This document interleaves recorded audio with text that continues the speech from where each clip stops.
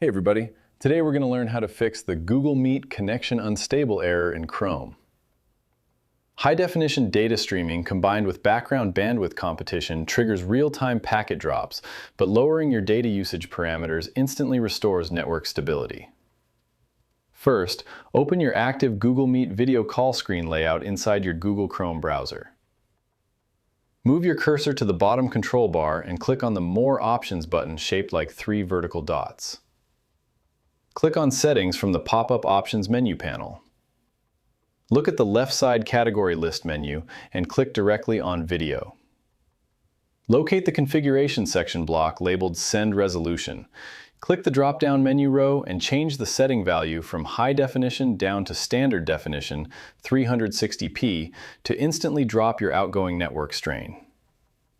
Move your eyes directly below to the section labeled Receive Resolution. Click the drop-down selection rule and switch it from High Definition down to Standard Definition 360p or Audio Only to heavily cut incoming bandwidth demands. Click the Done button at the bottom of the dashboard panel to lock in the updated connection rules. Next, click on the More Options button at the bottom bar again and click on Troubleshooting and Help to verify your live network stability graph metrics.